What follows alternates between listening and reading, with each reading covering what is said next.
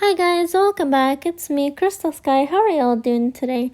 I hope you're all doing well no matter where you are during this time, a really tough time in the world. But as I promised in my last video, I am going to keep reading the book, and you guys know how it ends.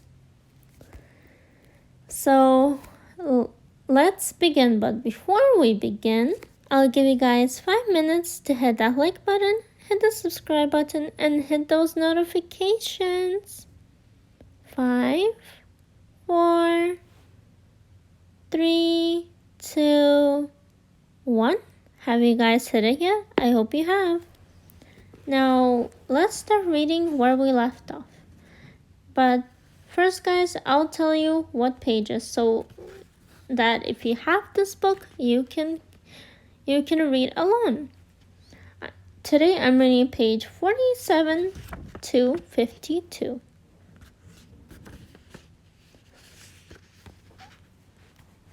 Now let's begin. You can't fool me. I know you too well, Sophie. He knew me too well because we were alike. Me and Dad, Mom, and Connor. It wasn't that I loved Dad more than Mom, but... Don't cry, Soph. Connor puts his arm around my shoulders. You didn't mean to break it. But listen, you mustn't come down here and swim on your own. You know we promised Mom we wouldn't.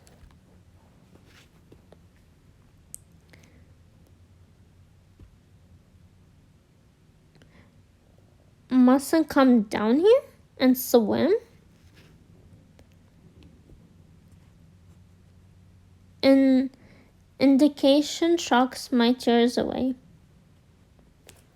Sorry guys if I'm hesitating. What about you? Look at you. Your hair's all wet. You have been swimming with that girl, haven't you? What girl? I stare at him. What girl? The girl who was sitting on the rocks talking to you, of course. The girl with blonde hair like mine.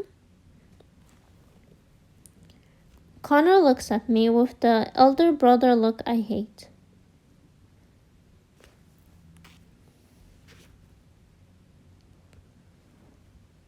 Wait, hold on guys, I lost where I was reading. Oh, there we go.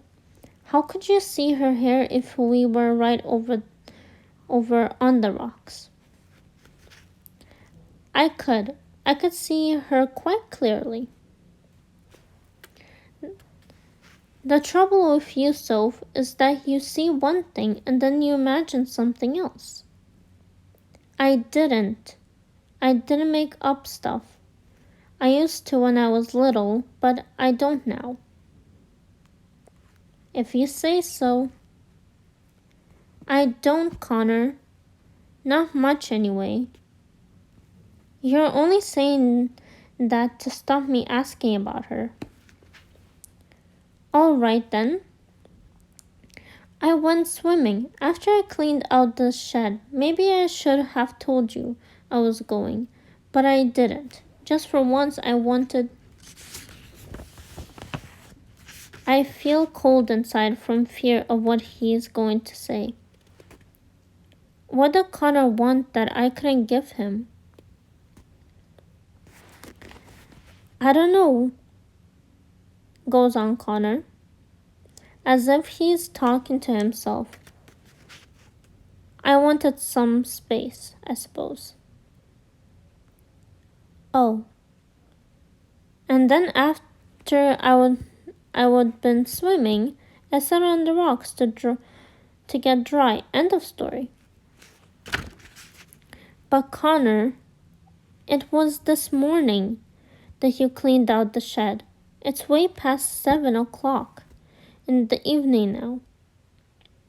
Probably past 8. Mom went to work hours ago. You're telling me you have been here swimming for 7 hours? What? Connor's seizes my wrist and stares at the face of my watch. It stopped when I went into the water, I say. It can't be that late. You must have been messing about with your watch. He shakes my wrist as if the heads of the watch might suddenly run backwards to match the time he thinks it is. Get off me, Connor. It's evening. Can't you see that? Look at the sun. Look how low it is. Connor stares around. He gazes at the mouth of the cove, where the sun is low and golden as it sinks towards the horizon. I watch him realize that I'm telling the truth. Maybe I fell asleep, he says slowly. He looks lost, confused, not like my brother Connor at all. You were talking to someone. I saw her. She must have gone off across the rocks, I say, but this time I say it quietly. Not because I want to win an argument with Connor, but to make the truth clear. And this time, Connor doesn't answer. Who was she? I ask, not even expecting him to tell me. And he doesn't. Connor's face is pale, tired out the way you're tired out after a long day in the sea. He doesn't want to talk. Side by side, we walk back up the sand towards the rocks, the boulders, the way that leads home. I feel shaky all over. There was a girl there. I know there was. 1 minute she was sitting on the rocks with Connor, and then she was gone. In bed that night, I lay awake. Connor's upstairs in his loft room. He can't climb down the ladder without me knowing. I'm afraid to fall asleep in case he creeps past me, down the stairs and out of the cottage. But why would Connor want to do that? I can't think of a reason, and yet I can't stop being afraid. There was no reason for Dad to leave us either. I know Connor's not asleep yet because a minute ago I heard his foot stepping lightly across the floor above me, towards the window. The slap of bare feet and then silence. He's by his window looking out toward the sea. I know it for sure. My eyes are stinging with tiredness, but I can't let go and drop into sleep. Not yet, not until Mom comes back. We both promised Mom that we would never go off swimming alone in the cove. It's so quiet and lonely there that if anything happened, there would be no chance of help.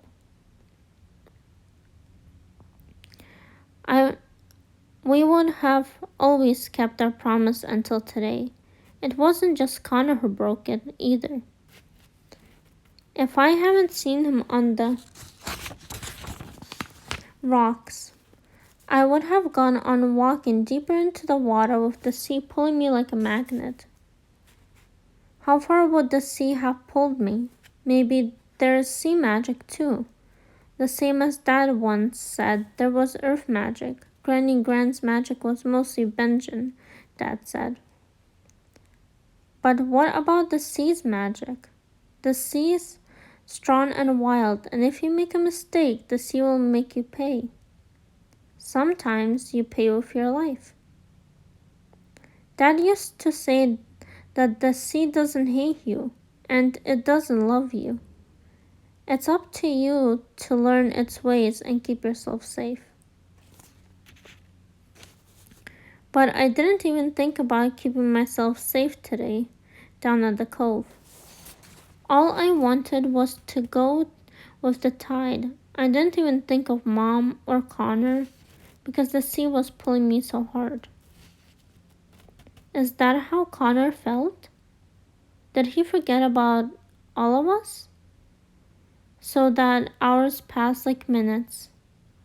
He was talking to that girl. He was.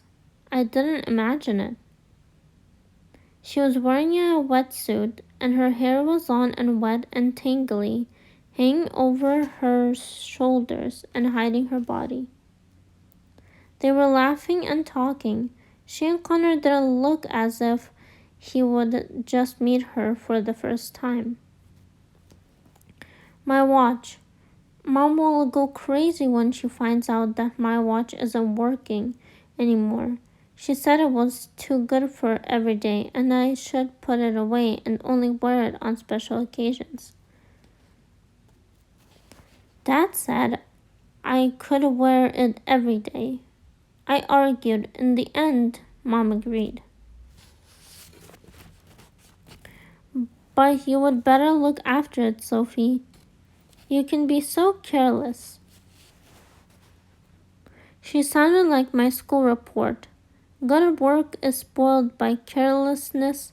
Sapphire needs to concentrate and stop daydreaming during in class. Mom said it will be a miracle if that watch is still on your wrist in 6 months' time, Sophie. It will be. Good. I'm hoping you will prove me wrong. Mom was wrong. My watch is still on my wrist. And more than a year has passed. Maybe she won't notice that it isn't working anymore.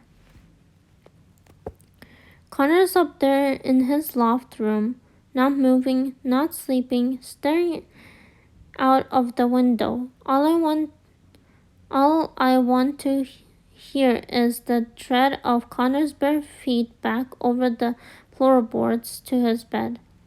But he stays at the window.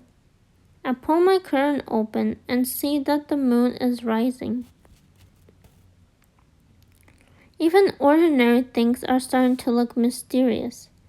The thorn bushes look like bodies that have been bent and bowed.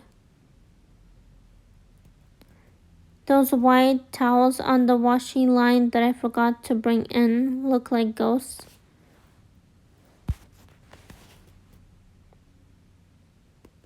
Hold on, guys, I lost where I was reading. Oh, here it is. It is so bright that you could find the path down to the cove easily by moonlight. Sometimes the moon makes a path on the sea and it looks real and solid, as if you could walk out on it to the horizon. I hear a crack. It's Connor pushing his window wide. Maybe I should go up to him. No, he'll be angry. He'll think I'm following him around. But I'm not. I'm just looking out for him. Trying to look after him the way Dad said we had to look after each other.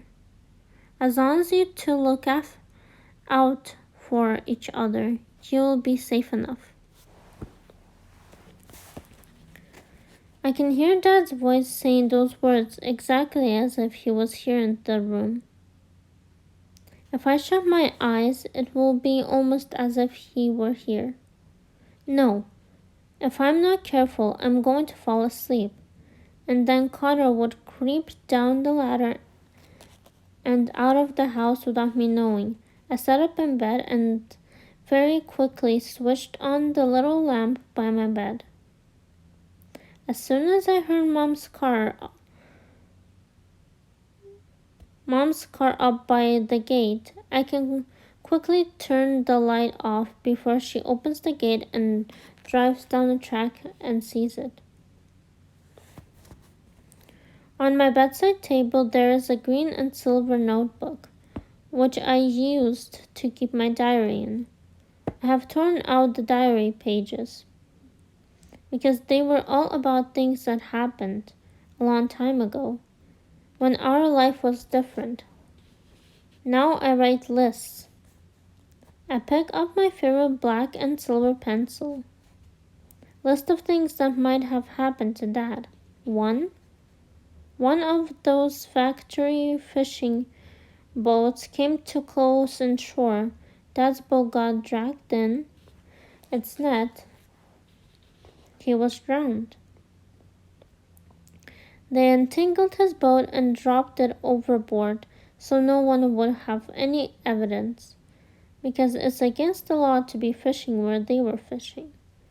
This is what Josh Trinity says his dad says.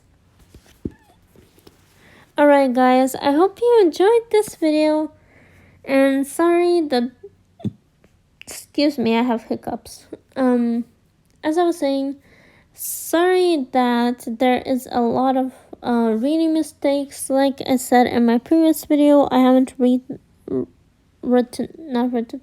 Oh goodness gracious, I can't speak. I haven't read a book out loud in quite some time. So please excuse and try to bear with me, guys. But I hope you guys enjoyed the video, and I hope that you're all staying safe during this pandemic situation. And I'll see you guys next time.